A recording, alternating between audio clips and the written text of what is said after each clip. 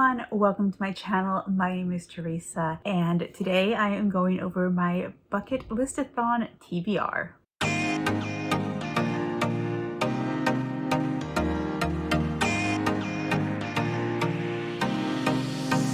Guys, hi, if you're new here, like I said, I'm Teresa. This feels so weird. I'm filming at a completely different angle than what I'm used to. I attempted to kind of film slightly like this in my TBR video for November, so if you haven't seen that yet, I will link it above. But I decided to try and angle the camera a little bit more up and a little bit more down. And it feels really strange to me to be looking so far up instead of more like straight on at the camera. So let me know if you prefer this or if you prefer more of a closer view, or, you know, if you've seen previous videos, if you prefer that way of filming. Let me know what you guys like the best, because like I can get used to this. It's just I'm not used to this. So anyways, let me know what you all think looks the best. Again, the main reason is because I'm trying really hard not to have me looking like this with the glasses the entire video, because the glare is, it's something else. Okay, so as I said, this is my TBR for Bucket Listathon. If you are unaware of what Bucket Listathon is, it is a super fun end of year kind of like get your yearly bucket list stuff done type of readathon hosted by the wonderful Danni Dabbles. There are a few different ways that you can partake within this readathon. This video is coming up a little bit later than I would have preferred it to come up. It did start on November 1st, but you can, you know, start anytime. And I don't remember if it officially goes through December, but I know a lot of people do take it through December, and I probably will as well, because there will be a few different ways that you can play, and I would like to play a few different ways. This video specifically will be the game board. There is a game board that Danni has created. I'll go ahead and put it up on screen here, that we basically have to roll to get our prompts and complete them. And they all have to do, again, with kind of your end of year goals. It's such a fun readathon. I believe this is my second year participating in it. So if you guys, again, are interested, I will leave Danni's information and the announcement video down below. Make sure to go check it out. She is doing a scavenger hunt type of thing as well, where every couple days she drops a new video by a different booktuber, and I was so honored to be asked to be one of them. So make sure you go follow her if you're curious to see what my prompt was, and make sure you follow all of the other amazing creators that she has also asked to be a part of this, because it's such a fun, it's so fun. Okay. Enough blabbering. Let's talk about the game. Basically, I'm deciding to play easy mode, and my major end of year goal is to try and read all of the books that I have left on my 25 in 25, which, if you don't know, is 25 books that I picked to read in the year 2025. I still have quite a few left, but I'm using Bucket Listathon as a way to hopefully help me to complete this goal of wanting to read off of this list. So that's kind of what I have in mind going into the board game. I also already played my Jurassic TBR, which is the TBR game that I play every month to pick my reads. So I'm going to try and match up as many of the books to that as well, just to like not make my TBR huge this month, because this month is November. We do have the American Thanksgiving, and I will be traveling during that time period. Okay. Enough talking. I think I've got everything out of the way. Oh no, I should tell you how I'm playing. Oh my gosh, I'm scatterbrained today. So, game board. We've already kind of touched on this a few times. I'm playing easy mode. You pick a corner to start on, and then I have to hit every single color at least one time and hit every single corner at least one time. I can only jump off the board once. So like from each of the starting points, you can go from like over here, you can jump down to the next starting point. Again, if you want more explanation on how it works, check out Danni's video. I'm not going to go much into it. And then I believe that if you hit the same color 3 times, then that prompt has to relate back to your starting thing. So we have new release, we have series, and we have physical TBR.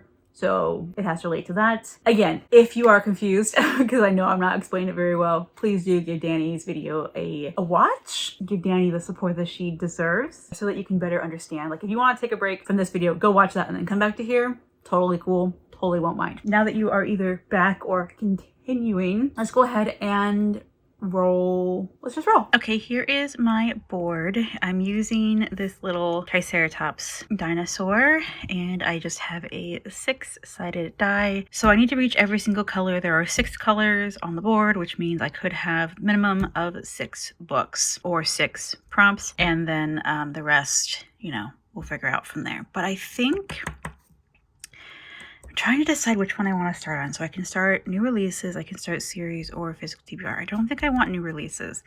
So I'm debating between doing series and doing physical TBR. Apologies if the camera is shaking. I'm holding it with my hands and they're not the steadiest. I think I'm going to start physical TBR because my goal for the rest of the year is to read off my 25 and 25, and I have more on my physical TBR than I do in series, and none of them are new releases, I don't think. So we're going to start here.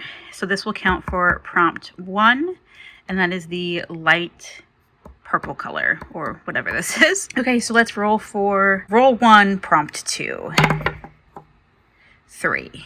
Okay, so I can go 1, 2, 3, Libby Chicken, or 1, 2, 3, short read. Both are the orange color.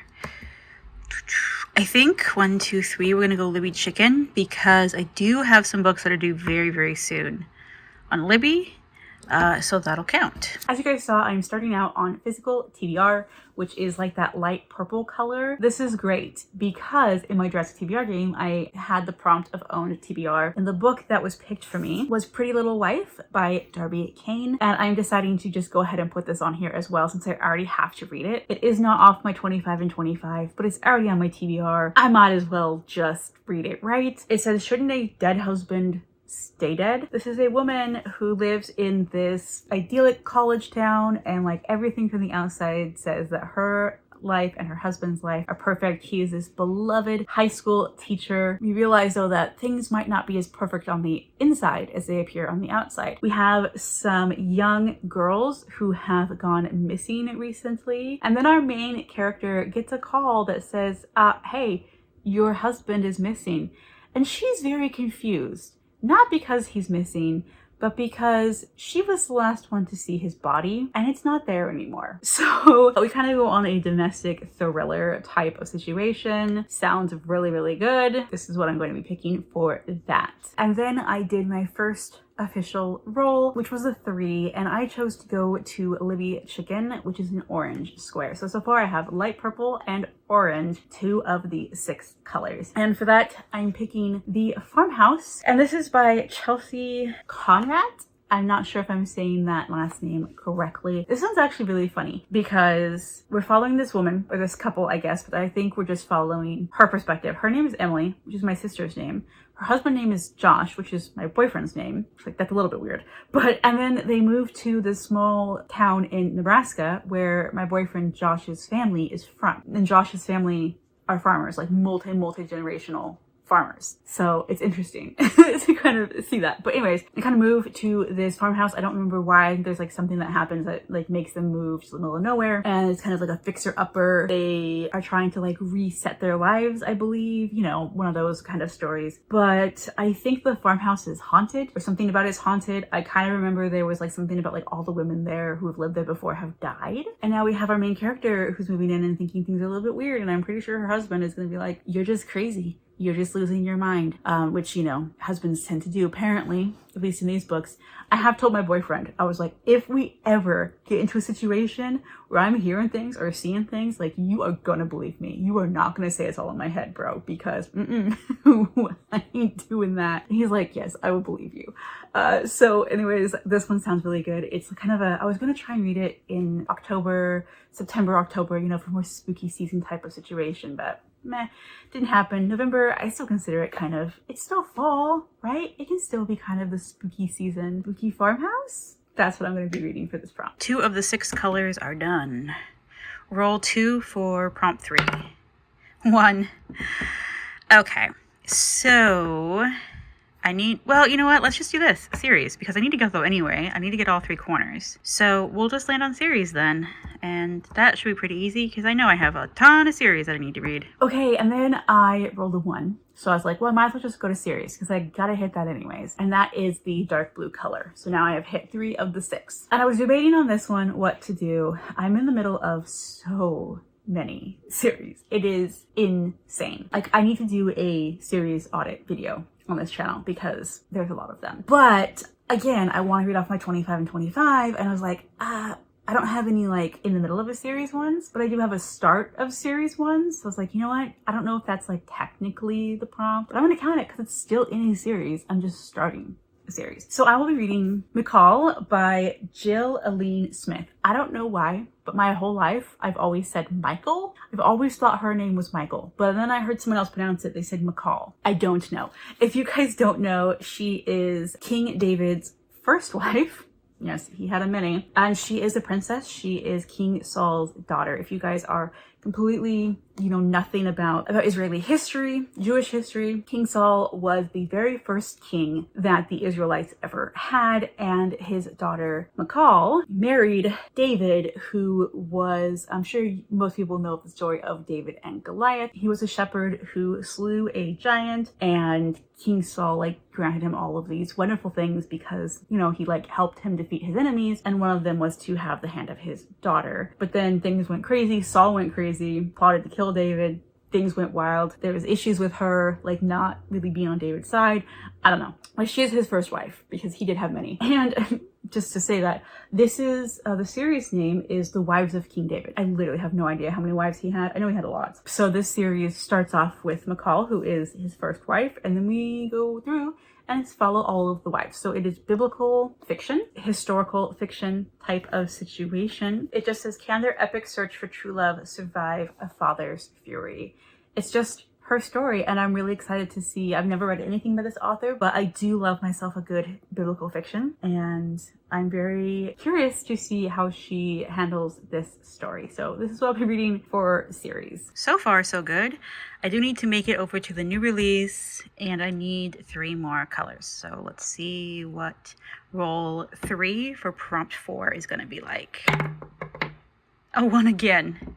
Well, I have no... Well, I guess I could go off the board because I can only do it one time. If I'm playing the easy mode, I can only go off 1 time.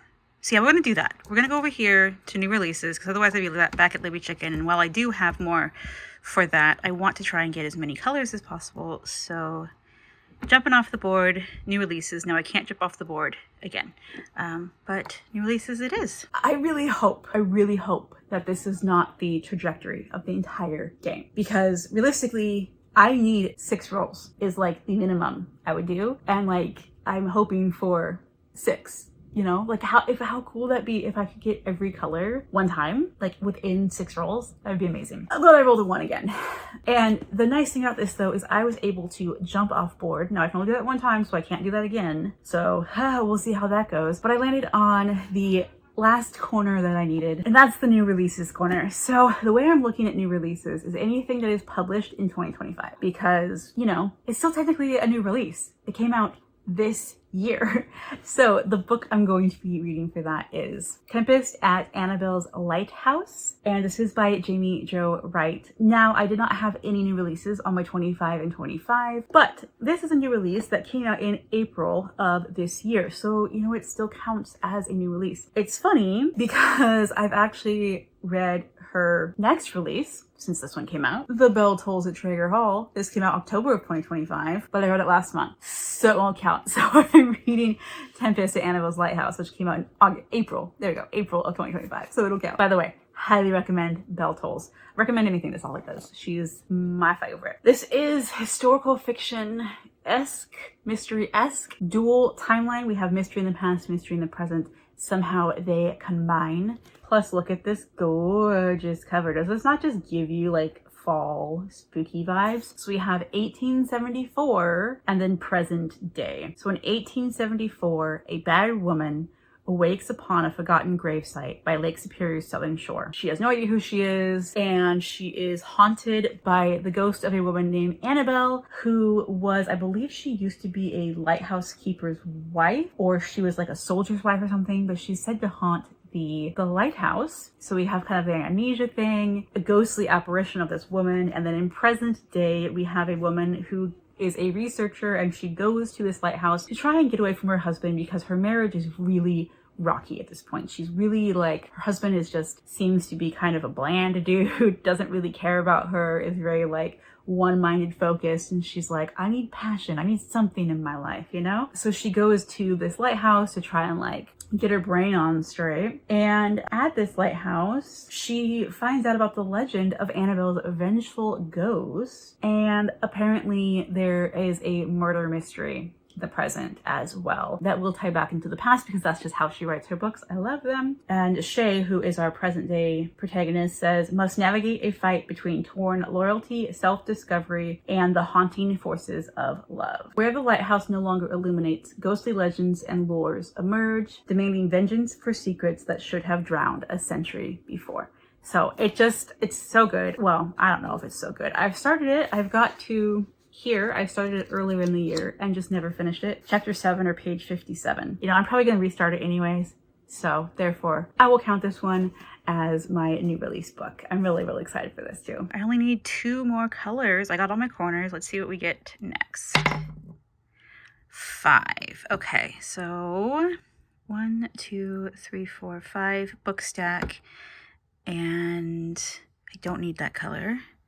1, 2, 3, 4, 5. Stunning cover. I do need that color.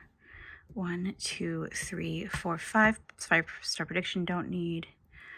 1, 2, 3, 4, 5. Book stack. I don't need. Okay, so we're gonna go stunning cover because I need that color, and actually I have special editions on my 25 and 25, so that'll work perfectly. Okay, there we go. We got a bigger number. We got a 5. I chose to go to stunning cover, which is a pink spot, which means I only need 1 more color to complete the board. I've hit all my corners and all but 1 color. So let's hope that fingers crossed, next roll will get me there. But we're not talking about that yet. We're talking about stunning cover, which is what I landed on. And I know I said I have a few special editions on my 25 and 25 that could work for this, but like none of them really I'm in the mood for right now. So I found another one that is also on my 25 by 25 that has a stunning cover. And that is the Bogwife by Kay Chronister. Yes, I think this cover is stunning, guys. I think it's so beautiful. It's eerie, it's creepy, it's just so pretty. So to me, this is a stunning cover. This is what I'm going to use for this prompt. I know I've had it on previous TBRs this year and just haven't gotten to it yet, but again, it is on my 25 by 25. I really, really, really want to read it, and I'm hoping that putting it on this list will, you know, help me to finally check this one off my list. This just says, in an atmospheric Appalachian Gothic, which like check, check, and check. The Haddasy siblings of West Virginia unearth long-buried secrets when the supernatural bargain entwining their fate with their ancestral land is suddenly ruptured. I know this is family drama, and from what I've heard of this book, it's like not quite horror. It's very slow, very family-oriented, which I do enjoy that. But you do have a speculative element in here, as you have a bogwife, which is like, to my understanding, every so often they make a deal with the land and the land produces them a wife, a mother, bog woman, who then is part of their family, and then in exchange they'll prosper. I don't know, but I know their father dies and they have to all kind of come back and like reckon with the deal they made with the land. This ended up working out perfectly. Stunning cover. You might not think so, but it's my choice. So I think this is a gorgeously stunning cover, and I really, really am excited to read this finally. Okay, so from here I only need this color. So there's a couple around here. Let's see if I can get them. I don't know if I'll be lucky enough. I might have to add some rolls, but we're just gonna see what happens. Okay, roll number, I think this is roll 4 for prompt. No, roll 5 for prompt 6? Yeah, something like that. Anyways, let's just roll. 4. 1, 2, 3, 4. Book stack I don't need. 1, 2, 3, 4, or 1, 2, 3, 4. Let's see. Let's just go down 1, 2, 3, 4, 2 book stacks. So that means I've hit that color twice. If I hit it one more time, then I'll have to apply it to the physical TBR. Okay, so I didn't land on the light blue color, which is the last color I need to complete the game. So maybe next row. Watch, now I'm not gonna like land on one forever, but you know, I got a 4, so I went 4 spaces, decided to go to the book stack, which was the light purple. So if I do land on light purple one more time, I will have to add a roll or make sure that that book is related or is off my physical TBR. But this is basically a random number generator type of situation. So what I'm going to do is basically count how many books I have left on my 25 by 25 that I haven't read yet. Stick that into, like, make a list of 1 through however many, put that into a random number generator, and then it'll pick that way. So I want to go ahead and do that, and I'll insert the clip here. Okay, I have my 10 books that are left on my 25 by 25. So let's go to random number generator. I put 1 through 10 and let's generate. Number 3. So that is the 5. I believe this is by Holly Rubenfold. Okay guys, you saw, or hopefully the clip worked, you saw that the random number generator picked for me The 5 by Holly Rubenhold, and this is The Untold Lives of the Women Killed by Jack the Ripper. Now, I have heard mixed reviews about this book, but I have still wanted to read it since it came out, really, because I am a true crime fanatic. I took a criminal justice class in high school, and I also took a few criminal justice courses in college. So I'm like all about it. And when was this written? 2019. So yeah, this has been on my radar since 2019. It is on my 25 by 25 because it's one that I think it's on my 40 by 40 as well. If you don't know, I just turned 37 years old, and I have 40 books that I want to read before I turn 40 years old. I'm not doing too great on that one either, but hopefully by reading this one, that'll help. It's a nonfiction focusing on Jack the Ripper's victims instead of the killer himself. I feel like that is so important because in a lot of things we know so much. Like, I know so much about the killer. I couldn't even tell you every single one of his victims' names. And like, that's on me for sure. Like, that's inexcusable.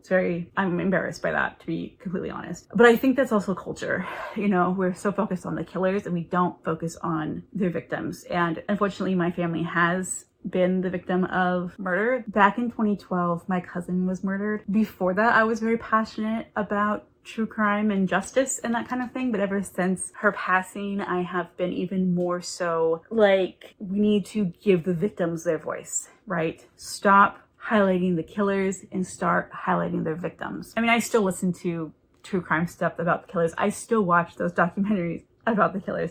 But again, I think it's important that the victims get a voice as well because they're, you know, duh. It's kind of like a no-brainer. Anyways, I plan on reading this one. Ooh, we've got some pictures. I always love when nonfiction books include photos. Creepy. So anyways, I will be reading this one for that. Thankfully, it picked it for me. It'll definitely help my list, obviously, because it's on my list. Okay, let's go and see now if I can be done with the game or if it's going to be mean to me and I have many more books to add to this TBR. Roll 6 for prompt 7 is a 3. Now, can I get to what I need? I need this color. 1, 2, 3. I can, right there. Hyped. Okay, and then 1, 2, 3. 1, 2, 3. No, okay, so we're gonna go 1, 2, 3. Hyped read, and I have officially completed it because I have collected all of the colors and all of the corners with only 1 extra book on my TBR. You guys, thank goodness. I rolled a 3. I landed on a light blue square, which means I finished the game. And the one I landed on, as you guys saw, was hyped read. Okay, I was getting a little concerned because I was like, this could go anywhere. This could go anywhere. This happened to be so incredibly nice to me. Like, the minimum amount of rolls I could roll or books I could put on here was 6, and I got 7. So like, it was so nice to me. I am not gonna complain. Okay, hyped read for this one. I'm gonna be like, you may say it's cheating, but like, I don't care. Because you know what? This book, this author, is still hyped to this day. And that is City of Bones by Cassandra Clare. Now, you might be like, well, that's a super old book. okay? That's not necessarily hyped.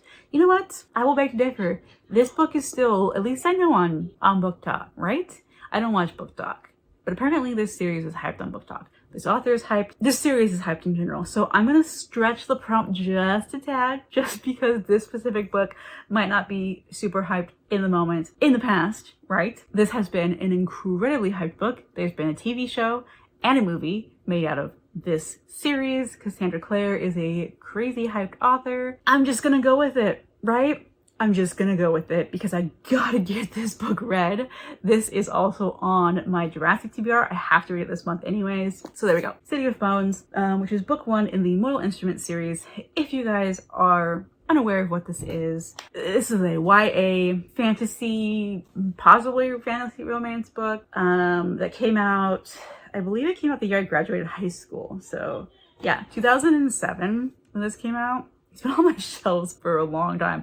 Not that long, but I just need to read this gosh darn book already. And it's about a girl who discovers there is more to the world than what it seems. She meets shadow hunters who are warriors dedicated to ridding the earth of demons and keeping the odd werewolves and vampires in line. She also meets gorgeous golden-haired Jace.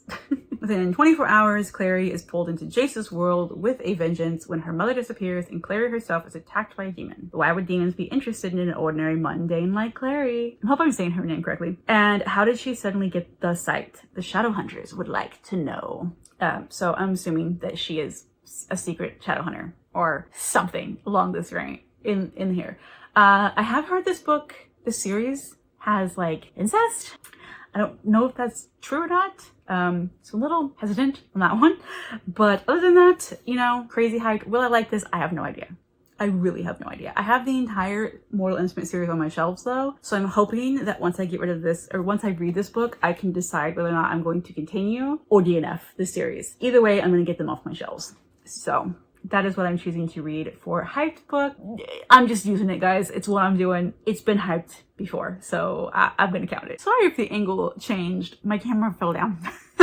I moved my chair and it bumped the cord, and yeah, so the angle might have changed. But I wanted to show you my stack of books that I'm going to be reading for Bucket Listathon. Okay, here we go. These are all of the books minus the one, The Farmhouse, I don't have yet, but this is everything I'm going to be reading for Bucket Listathon. Wish me luck, and make sure again to check out Danni's video. Everything is linked down below. I'm very, very excited for this. I can't wait. And I just realized I don't think any of these books would count for my prompt. I need to rethink some things because I should have put my scavenger hunt prompt in here. You would think, right? Okay. Anyways, I guess I'll find out when I read them, but that was an oversight. I guess I'm just gonna have to add more books to my TBR. But anyways, this is just for the board game. I'm going to attempt to vlog throughout the month. I don't know if I will be able to, but I'm going to attempt to like show you the scavenger hunt and like the bucket list or the fill your bucket type of situation. So my goal is to finish the board game in November, but the fill your bucket and the scavenger hunt, I will continue into December. That's just kind of how I plan on playing it. Yeah, these are the books plus one more. Let's do, there we are. These are all of the books I'm going to be reading for Bucket Listathon. Wish me luck, you guys. Happy Bucket Listathon, everybody. I hope you all have a great end of the year. If you liked this video, give me a thumbs up. If you want to leave a comment to let me know you were here but don't have anything to say, leave a bucket. Is there a bucket? If there's a bucket, leave a bucket. If there's not a bucket, like, I don't know. Something. Just leave an emoji. But go for the bucket if there's a bucket. Leave an emoji down below. Let me know if you've read any of these, what your thoughts are, if any of them interest you. Are you participating in Bucket Listathon? Let me know in the comments below, guys. Please make sure to subscribe to my channel if you want to see more videos by me, and I will hopefully see you in my next video. Bye!